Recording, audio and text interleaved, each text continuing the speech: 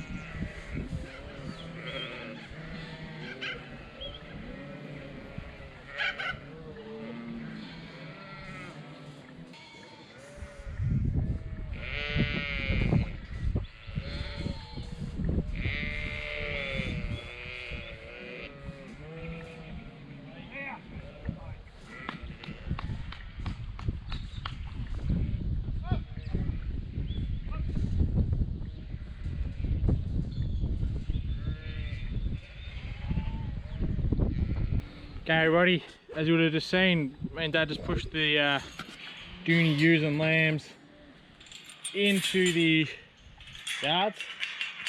As you'll know if you follow along the channel, we're getting ready to crutch and shear. So we're drafting the ewes and lambs off this afternoon before crutching tomorrow. And I think Dad will put them in the shed and under the shed tonight to let them dry. And so they don't get any rain on them because it's been pretty cruddy weather. So we're going to draft off the lambs and then we'll come back to you tomorrow and we're in full flight of crutching, so we'll crack into it.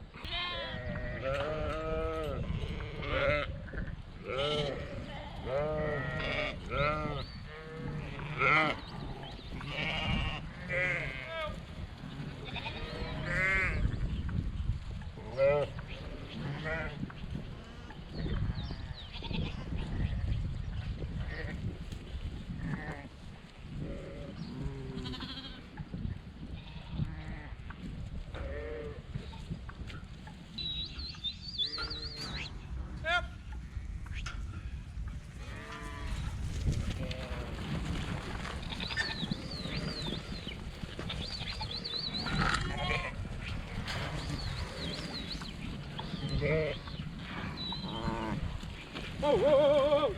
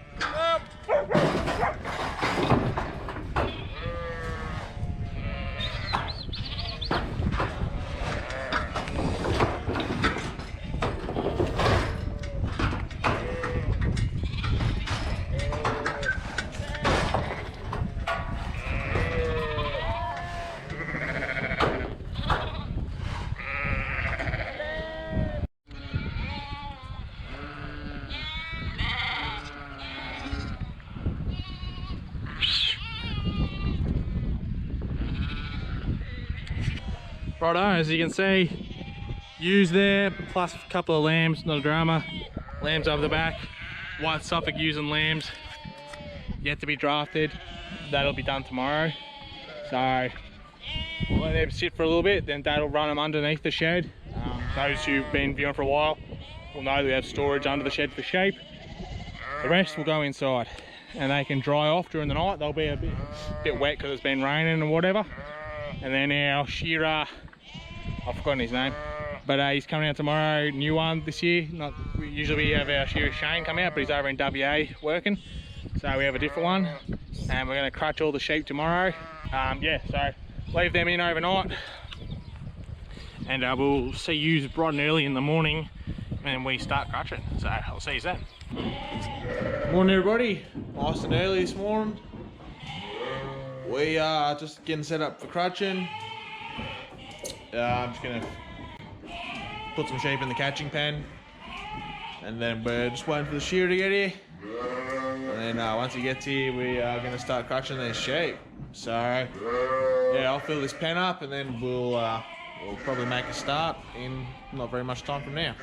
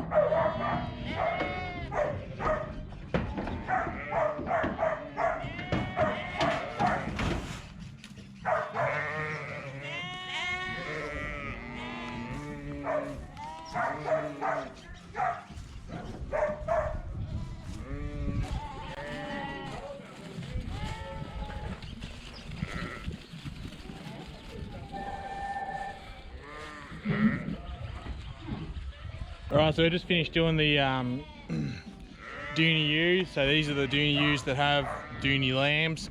Now we're up to the Dohne ewes that have the white Suffolk lambs over with them.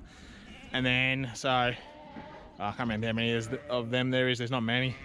Then once they're done, we're gonna knock out the mum's few pets that she's got. There's only a couple of them that needs crutching. And then after that, we've got all the Dohne weaners. So they'll come in next after we do the pets.